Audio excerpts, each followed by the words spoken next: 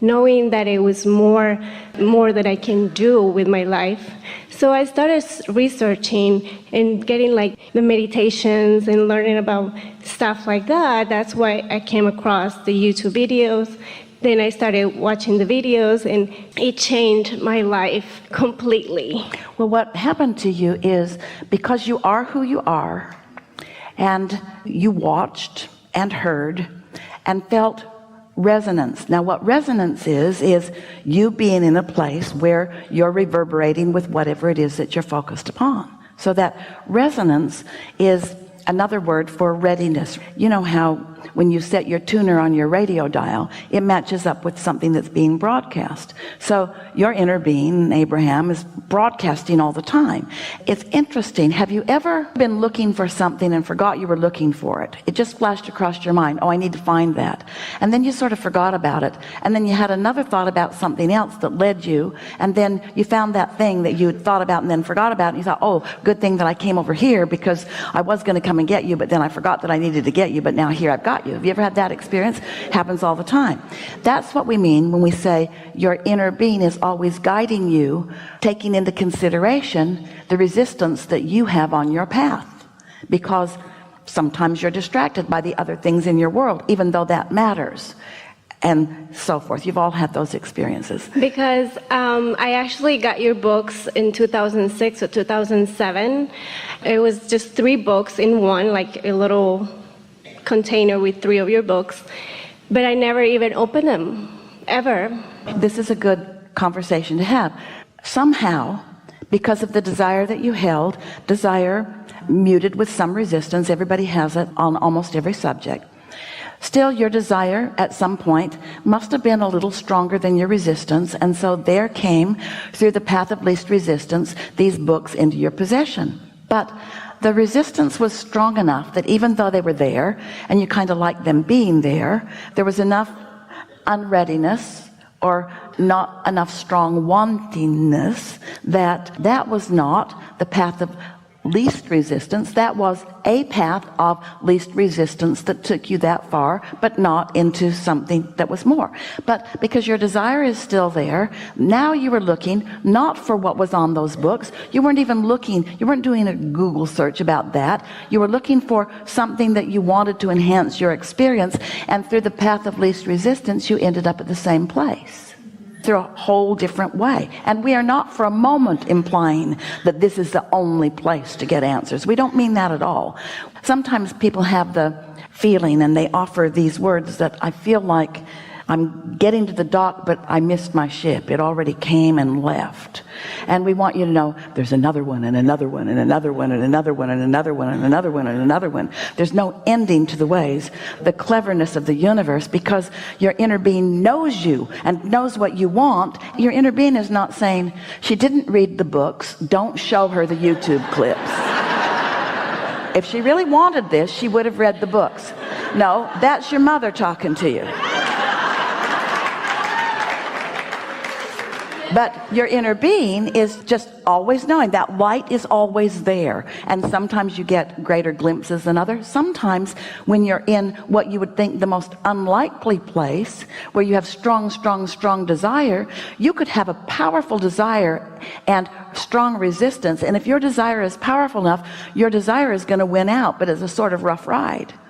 So we don't have to teach you about desire. Life is giving that to you. We don't have to teach you about step 2. Source is on your side and always rooting for you and always offering path of least resistance nudges and impulses and ideas.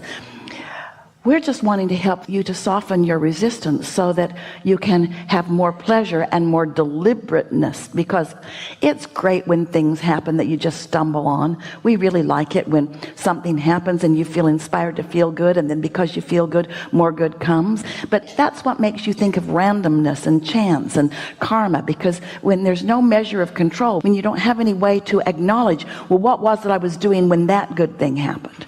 But now, as you get it, that you are a creator and that the law of attraction is responding and that you're offering vibrations and you can feel what your vibrations feel like. And now your quest is to sync up with your inner being who is powerfully attracting on your behalf. Now big things can come into your experience, and even more important, you can feel the steadiness, the sureness, the clarity, the realness, the love of things working I've out been for you. feeling love and joy in everything that I do, and it's just, and I just quit my job a couple months ago, I mean in May, before I started even working in these, and then I feel free, and I feel happy, and I feel like, okay, something is coming, and I know something amazing is there for me.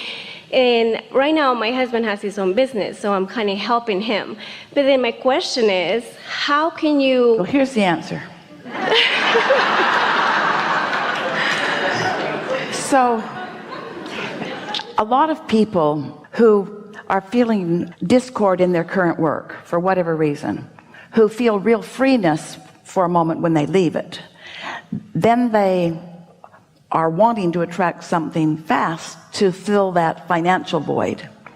And we just want you to consider, nothing's gone wrong, everything's all right, but we want you all to consider, in light of this segment intending getting out ahead of a thing that we've been talking about, what if you were in a job that, while it had many negative aspects, also had some positive aspects? And what if you could find the feeling of security, even if you had to ignore the job altogether to find it? What if you could still find a feeling of well-being in this segment?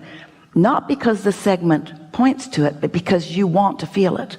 Not because the circumstances or conditions are pointing it out to you in a strong way, but because you like feeling like that, and so you're good at finding the feeling place of that.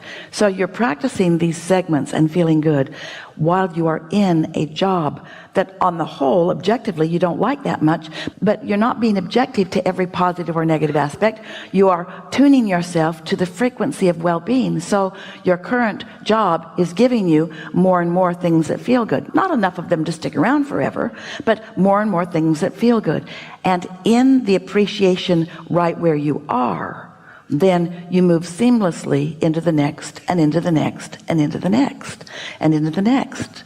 There are endless co-creative experiences that you could call jobs or relationships. It doesn't matter what label you give them. You're never going to stand still. There's always something more. And we just want to say really powerfully, Esther wants to deliver it loudly because she can feel the power that we're wanting to deliver it with, that the happier you are right where you are, the better the next segment's going to be. And humans have it backwards. They keep thinking that if I am happy about being here, the universe will stick me here forever. That's what your mother would do. You tend to think you got to complain. Oh, if the universe gets the idea I'm happy here, then maybe it won't carve out something better. That's not how it works. The happier you are now, the better the next segment will feel to you, and the next, and the next, and the next. So you can move seamlessly from one experience to another without the discomfort of sort of wanting to fill the financial void. And how do you manage the way that my husband doesn't really believe in what I'm believing right now? So he's like, why are you so happy? We have to pay this and this and this and this. I'm like, I'm actually really literally Well, his perspective is that everyone tends to do things because they should do them or because they have to do them, because it's sort of the way your society has oriented you. And so there's nothing more annoying than to be still working and doing what you think you have to do while somebody else has stopped doing what they have to do and is happy. That's just annoying. And there isn't anything that you could say that he wouldn't translate, because he can translate rabbits too. There isn't anything that you could be saying, this isn't what he would hear. She doesn't want to work. She doesn't want to work. She doesn't want to work. She doesn't want to work. Of course she's happy. She's not working. Of course she's happy. She's not working. And I've been trying to help him in his business.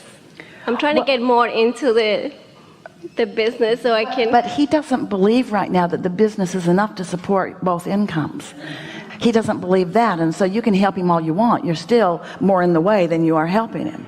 He wants you to get out there somewhere else and get money from somewhere else and bring it home. But here's the thing. You want to, and this is subtle and yet really easy to understand. You cannot serve two masters. Pick one and let it be your inner being. Now we want to say that better. Pick one and let it be you, your own desires. Let it be your vortex. Let it be what you were born to accomplish. Let it be that, because everybody else, we say the same thing to them too. But humans, you keep wanting to say that if you do what's best for you, then you don't do what's best for this family, or you don't do what's best for our checking account. And what we want you all to understand is that when you do find alignment with who you are, and you light up as our friend lighted up, you're in a place of receiving, and he's going to be really glad to know you if he'll just leave you alone and let you attract the way you are able to attract. But if he gets all over your case and makes you feel guilty about what you are not doing or about how you are not pleasing him, then in that guilty feeling, your point of attraction sucketh. It just does. You just cannot get to where you want to be when you don't feel good. And so it's not the easiest thing, because you keep wanting to not seem like you're as happy as you feel, because it upsets somebody who's not understanding it. So here's what we would say to him if we were standing in your physical shoes.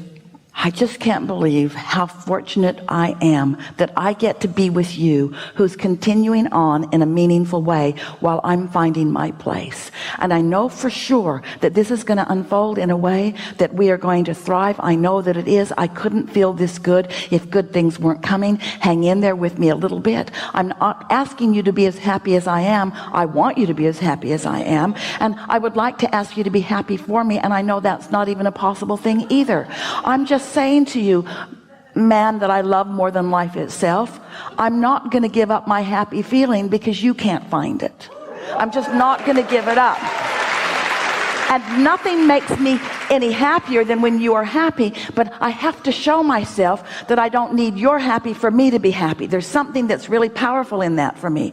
And I believe with everything that I am, that if I can maintain this happiness just for a little while, this feeling of well-being, this feeling of clarity, this feeling of strength and certainty, if I can stay there, I will manifest something that will show me in a very emphatic way, and maybe you, because you're in on it with me, how this all works. And then say to him, I'm not saying that what you're doing isn't working. It's obvious. And I am thankful and appreciative of everything that you do. I know that we are together for a reason. I can feel it. I would not give you up for anything unless you get in my way. No, no.